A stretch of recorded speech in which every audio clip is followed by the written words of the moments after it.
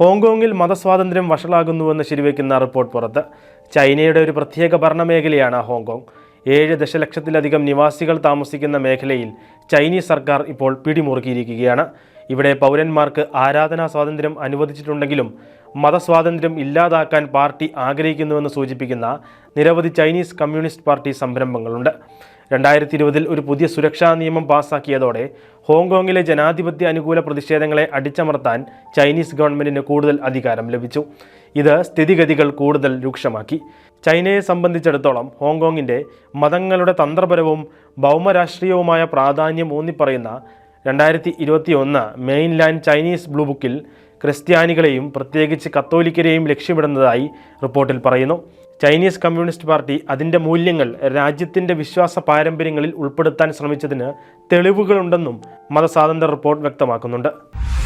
റോമിലെ pop hospital എന്നറിയപ്പെടുന്ന bambino ഗെസു paediatric ഹോസ്പിറ്റലിന് പുതിയ ആസ്ഥാനം നിർമ്മിക്കാൻ തീരുമാനമായി. കഴിഞ്ഞ ദിനം വത്തിക്കാൻ സ്റ്റേറ്റ് സെക്രട്ടറി കർദിനാൾ പിയട്രോ പരോളിനും ഇറ്റലിയിലെ മന്ത്രിമാരുടെ കൗൺസിലിൻ്റെ അധ്യക്ഷതയിലുള്ള സ്റ്റേറ്റ് അണ്ടർ സെക്രട്ടറി ആൽഫ്രഡോ മാന്തോവോനെയും പ്രഖ്യാപനത്തിൽ ഒപ്പുവെച്ചു. ഗുരുതരമായ രോഗങ്ങളുള്ള കുട്ടികൾക്കും അവരുടെ കുടുംബങ്ങൾക്കും അവരെ ചികിത്സിക്കുന്ന ഡോക്ടർമാർക്കും അതുമായി ബന്ധപ്പെട്ട ഗവേഷണ പ്രവർത്തനങ്ങൾക്കുമായുള്ള ഒരു പൊതുവിടമായിരിക്കും ഈ ഹോസ്പിറ്റൽ എന്നാണ് ആൽഫ്രഡോ മാന്തോവോനോ കരാറിൽ ഒപ്പുവെച്ച ശേഷം അറിയിച്ചത്. ജസ്റ്റിസ് JV കോശി കമ്മീഷൻ റിപ്പോർട്ടിലെ ശുപാർശകൾ ഉടൻ നടപ്പാക്കണമെന്നാവശ്യപ്പെട്ട് നടന്നുവന്ന ക്രൈസ്തവ അവകാശ നീതിയാത്ര തിരുവനന്തപുരത്ത് സെക്രട്ടേറിയറ്റിന് മുൻപിൽ സമാപിച്ചു. പൂർണ്ണസമയ സുവിശേഷ പ്രവർത്തകർക്ക് ക്ഷേമനിധി അനുവദിക്കണമെന്നും ദലിത് ക്രൈസ്തവ വിദ്യാർത്ഥികളുടെ വെട്ടിക്കുറച്ച വിദ്യാഭ്യാസ ആനുകൂല്യങ്ങൾ പുനഃസ്ഥാപിക്കണമെന്നും പ്രതിഷേധ സമരം ഉദ്ഘാടനം ചെയ്ത national council of church president doctor Geevarghese Mar Yulios മെത്രാപ്പൊലിത്ത ആവശ്യപ്പെട്ടു. വിശുദ്ധ നാട് അക്രമാസക്തമായ അരാജകത്വത്താൽ സൃഷ്ടിക്കപ്പെട്ട പ്രദേശമായി മാറിയതായി കത്തോലിക്ക സന്നദ്ധ സംഘടനയായ കാത്തലിക് റിലീഫ് സർവീസ് മേധാവി സീൻ കാലഹാൻ കഴിഞ്ഞ ദിനം വിശുദ്ധനാട് സന്ദർശിച്ചതിന് ശേഷമായിരുന്നു അദ്ദേഹത്തിൻ്റെ പ്രതികരണം.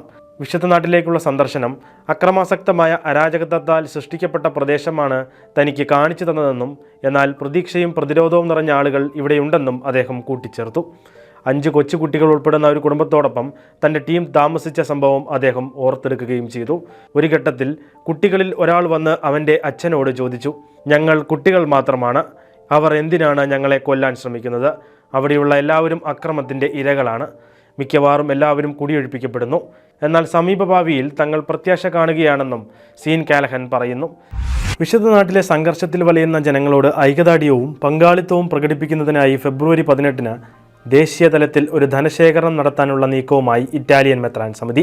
നോമ്പുകാലത്തെ ആദ്യ ഞായറാഴ്ചയിൽ ഇറ്റലിയിലെ എല്ലാ ദേവാലയങ്ങളിലും എടുക്കുന്ന സ്തോത്രക്കാഴ്ച വിശുദ്ധ നാട്ടിൽ സംഘർഷം മൂലം ബുദ്ധിമുട്ടുന്ന ജനതയുടെ ഭൗതികവും ആത്മീയവുമായ ആവശ്യങ്ങൾക്കായി നൽകുമെന്നും ഇറ്റാലിയൻ മെത്രാൻ സമിതിയുടെ അധ്യക്ഷൻ വ്യക്തമാക്കി. മെയ് 3 കാരിത്താസ് ഇറ്റലിക്ക് അയക്കുന്ന സംഭാവനകൾ ഈ മേഖലയിൽ പ്രവർത്തിക്കുന്ന അന്താരാഷ്ട്ര കാരിത്താസുകളുടെ ശൃംഖലയുമായുള്ള സഹകരണത്തോടെ ഏകീകൃത രീതിയിൽ ആസൂത്രണം ചെയ്യാൻ കഴിയുമെന്ന് മെത്രാൻ സമിതി അറിയിച്ചു. സത്യസഭയെ അനുദിനം അറിയുവാൻ, സഭയെ സ്നേഹിക്കാൻ സൺഡേ ശാലോം യൂട്യൂബ് ചാനൽ ഇപ്പോൾ തന്നെ സബ്സ്ക്രൈബ് ചെയ്യുക.